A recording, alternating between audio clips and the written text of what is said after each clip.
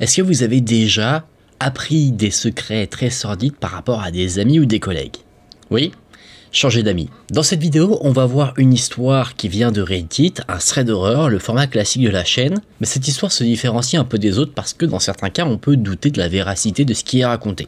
Le doute peut nous rassurer quand l'histoire est très sordide, mais dans ce cas-là, on a deux choses. La première, c'est que l'histoire est sordide, mais vous allez voir vraiment à un certain niveau, et de deux, on est sûr que cette histoire est vraie, car il y a des preuves à l'appui. Vous verrez ça tout au long de la vidéo, j'espère que ça vous plaira. Si la vidéo vous plaît, n'hésitez pas à laisser un j'aime et à vous abonner à la chaîne. Je vous invite aussi à me suivre sur Instagram qui s'affiche juste ici si vous souhaitez me partager une histoire qui vous est arrivée. C'est avec plaisir que j'irai voir tout ça. Et si vous êtes prêts, on est parti pour voir ensemble l'histoire que nous raconte Léo. Léo raconte quelque chose qui s'est passé il y a des années, à peu près 20 ans. On est en 1998. Léo était jeune, il avait fait plusieurs emplois et il virevoltait un petit peu entre tel emploi et tel emploi. Et à un moment donné, il a trouvé un nouvel emploi. Un emploi qui peut ne pas être très rassurant parce qu'on peut sûrement voir des choses assez particulières et on peut se mettre en danger aussi. Cet emploi, c'est un métier d'agent de sécurité. Pas agent de sécurité à l'entrée d'un magasin. Agent de sécurité pour surveiller un magasin de nuit. Il était chargé de surveiller une usine qui fabriquait des serrures. Léo explique que généralement il travaillait sur un créneau en particulier sur 3 disponibles. De 16h à minuit, de 7h30 à 15h30 et de minuit à 8h du matin. Généralement, Léo était amené à travailler sur les créneaux de nuit.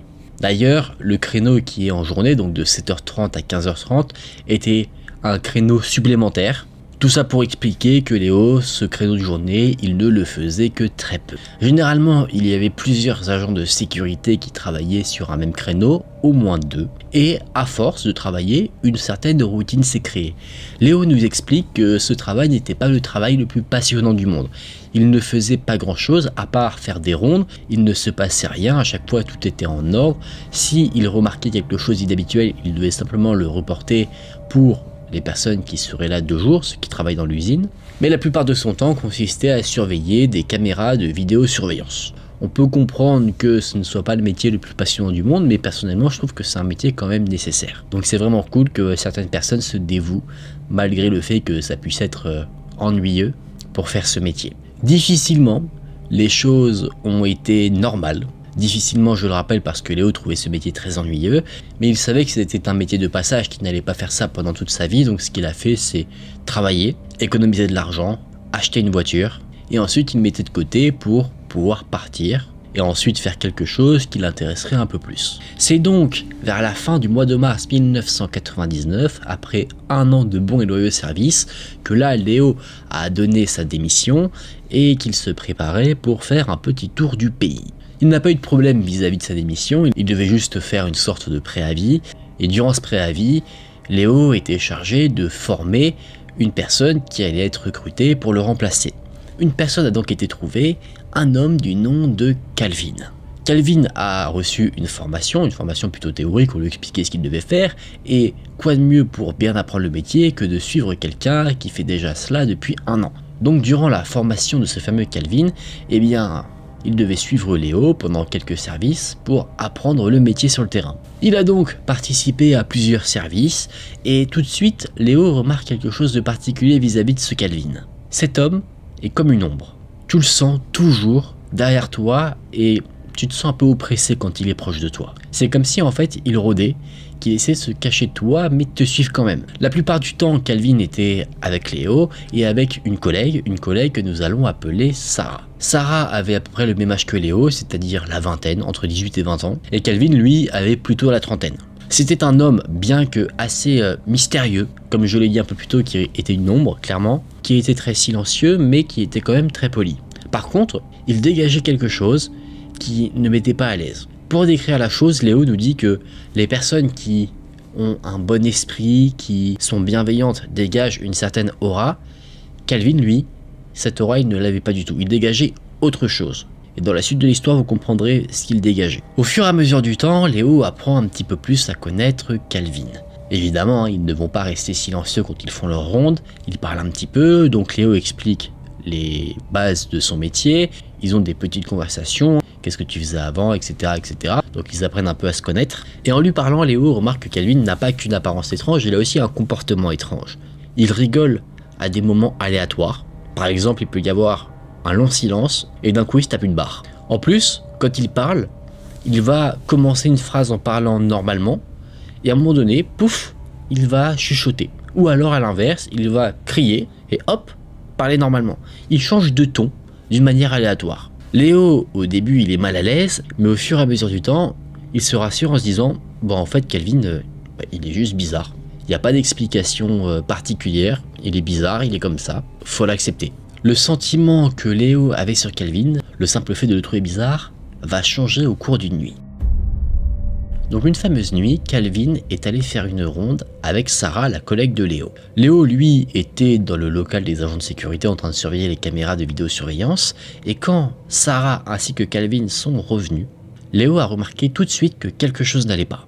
Calvin, lui, il était fidèle à lui-même, un peu bizarre, mais Sarah, elle, qui était normalement quelqu'un qui avait la parole facile, qui était quelqu'un de très joyeuse, et bien là, elle ne disait pas un mot, et elle semblait choquée par quelque chose. Léo tout de suite comprend qu'il s'est passé un truc, donc il attend que Calvin sorte du bureau pour là demander à Sarah ce qui s'est passé. Et vous allez comprendre pourquoi elle n'était pas sereine du tout. Elle explique que, alors qu'elle faisait sa ronde tranquillement avec Calvin, elle s'est retrouvée dans une zone de l'usine qui est éteinte à partir de 18 h. Il n'y a personne, il n'y a pas de lumière. Et c'était une zone qui devait être traversée pour accéder à une autre partie qui, elle, était éclairée. Sarah dit que dans cette zone donc très sombre, elle s'est à un moment donné retournée et elle a été très surprise de voir que Calvin était juste derrière elle. Mais quand je vous dis juste derrière elle, c'est vraiment juste derrière elle. Il n'était pas à quelques mètres derrière en train de la suivre. Il avait son visage qui était à quelques centimètres à peine du sien. Presque leurs deux visages se touchaient. Avec une voix très basse, Calvin a commencé à flirter avec elle. Évidemment, Sarah était abasourdie, elle était mal à l'aise, elle n'était pas en colère ou quoi que ce soit, elle avait simplement en fait peur de se retrouver là avec Calvin, seule. En plus, pas de caméra dans cette zone de l'usine, donc elle savait qu'elle a été livrée elle-même. Elle a donc mentionné quelque chose, son alliance, je fais ça mais j'en ai pas, pour indiquer à Calvin qu'elle n'était pas disponible et qu'elle était mariée. Et Calvin, plutôt que de dire « Ah désolé, je savais pas », il lui a répondu quelque chose de bien plus sordide, il lui a dit « Ce sera bientôt terminé ». Vous vous en doutez bien, Léo, en apprenant cela, il n'est pas très content. Il comprend évidemment le mal-être de Sarah vis-à-vis de la situation, donc pour la décharger d'un mal-être, il décide de prendre en charge Calvin pour les prochains tours, les prochaines rondes qu'il doit faire. Sarah, elle, devra juste rester dans le local des agents de sécurité, comme ça, il n'y aura pas de problème. Léo, c'est un frérot. Et en plus de ça, il est professionnel parce qu'il ne laisse quand même pas passer la chose. Il laisse une note à l'attention des superviseurs, des personnes qui l'ont employé, pour notifier l'incident qu'il y a eu, parce que la situation est quand même exceptionnelle. Léo est présent simplement parce qu'il doit former Calvin, mais dans quelques semaines, Léo il sera plus là, donc Calvin se retrouvera seul avec Sarah, et à ce moment-là, s'il n'y a pas de personne tierce, qui sait ce qui pourrait arriver, et d'une, quand on sait ce qui s'est passé là, on peut imaginer quelque chose, peut-être que Calvin aurait abusé de Sarah, et quand vous allez voir plus tard la révélation de l'histoire, on peut encore une fois imaginer quelque chose de bien pire. Est-ce que la note qu'aurait laissé Léo au superviseur aurait mis un frein au recrutement de Calvin et il aurait été viré directement? Ça, on ne sait pas de toute manière. Vous allez voir avec la fin de l'histoire que la question ne s'est pas posée. Effectivement, la nuit qui a suivi ces événements, Calvin ne s'est pas présenté au boulot. Est-ce qu'il est malade? Est-ce qu'il a abandonné son boulot? Ça, on ne sait pas trop. Une nuit d'absence, pour le moment, on ne peut pas faire de conclusion trop hâtive. Léo a donc fait sa ronde seule, alors que Sarah, elle, restait dans le bureau des agents de sécurité.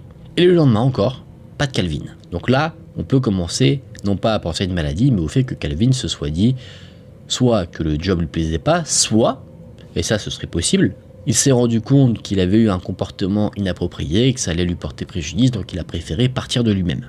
Mais rien de tout ça n'est vrai. Il va y avoir une escalade, je pense que vous n'êtes pas prêts. Quelques nuits continuent encore, Calvin ne se présente pas. Et alors que Léo effectuait son travail tranquillement, il faisait sa ronde, il est revenu au local des agents de sécurité et il a trouvé à l'intérieur du local une Sarah vraiment effrayée. Évidemment, Léo demande pourquoi Sarah est aussi effrayée et Sarah lui explique qu'elle a trouvé et compris pourquoi Calvin ne venait plus au travail.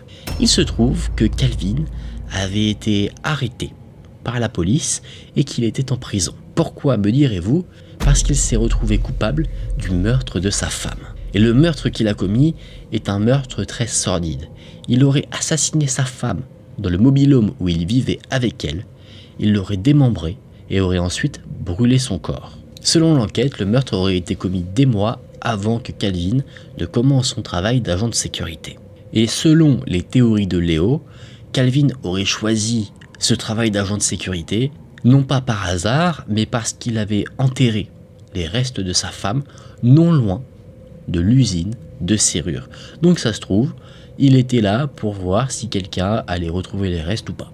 Je pense que si on se met à la place de Sarah, on a de quoi être très mal à l'aise parce que, rappelez-vous, elle a quand même vécu quelque chose d'assez particulier avec Calvin, et quand on sait ensuite ce qu'il a fait à sa propre femme, qui sait ce qu'il aurait pu faire si jamais il n'avait pas été attrapé de suite et qu'il aurait travaillé seul avec Sarah pendant un service de nuit. Peut-être que Sarah aurait connu malheureusement le même sort que la femme de Calvin. Bien sûr, ça ce ne sont que des théories, que des spéculations. Calvin a été arrêté et mis en prison, donc ce n'est jamais arrivé. Sarah, pendant la nuit après la découverte de toutes ces informations, eh bien elle a appelé la prison où était détenu Calvin pour s'assurer que Calvin était toujours en détention, et elle a eu ce geste-là pour se rassurer plusieurs nuits derrière. Je vous ai dit que cette histoire était toute particulière, parce qu'on pouvait, à l'inverse de plein de threads Reddit, vérifier les informations. Alors on ne peut pas clairement vérifier l'histoire en elle-même de Léo, mais on peut vérifier d'autres informations, notamment l'histoire de Calvin. Et quelque chose de fou avec justement cette vérification d'informations, c'est que quand on a d'autres histoires de Reddit, généralement on a des descriptions physiques des personnes, on va dire des méchants de l'histoire, et du coup c'est notre imagination qui fait le travail. Mais là, dans cette histoire, et c'est pour ça qu'elle se démarque un peu des autres aussi, on a une photo de Calvin. Voici donc Calvin Brickley, la personne que Léo a rencontrée alors qu'il effectuait son travail d'agent de sécurité. La photo que je viens de vous montrer fait partie d'un article qui parle du meurtre de la femme de Calvin, Viola Brinkley, et dans cette enquête, la police a très peu de doutes sur l'innocence de Calvin. Et d'ailleurs, même des proches de la victime sont sûrs et certains que Calvin est responsable. En plus, il y a eu des preuves qui allaient dans ce sens-là, donc Calvin n'est pas victime d'une erreur judiciaire, il est bien coupable. Coupable d'avoir commis un meurtre vraiment horrible, et selon ce qu'ont dit les enquêteurs, la scène qu'ils ont retrouvée était vraiment une scène affreuse, qu'ils n'oublieront jamais. Tout ça pour vous dire que Léo et Sarah ont eu énormément de chance. Est-ce que Calvin était prêt à récidiver ce qu'il avait fait? On ne sait pas trop. Et est-ce qu'on aurait voulu le savoir en apprenant la mort de Léo et de Sarah? Non. Et voilà les amis, on en a fini pour cette histoire, donc la vidéo va s'arrêter là. J'espère que cette histoire vous a plu, qu'elle vous a intéressé, mis quelques frissons. Vous allez peut-être maintenant regarder vos collègues de travail assez différemment. Bon, je pense que ce genre de situation arrive assez peu fréquemment, mais bon, être vigilant, ça ne fait de mal à personne. Si la vidéo vous a plu, n'hésitez pas à laisser un j'aime, n'hésitez également pas à vous abonner à la chaîne, je vous invite à me suivre sur Instagram que je vous réaffiche juste ici. Merci d'avoir regardé la vidéo jusqu'ici, pour moi c'était un plaisir de vous la partager. J'espère aussi que Sarah a réussi à se remettre de tout ce qui s'est passé. Moi je vous dis à très vite dans une prochaine vidéo, prenez soin de vous, c'était Aken, salut!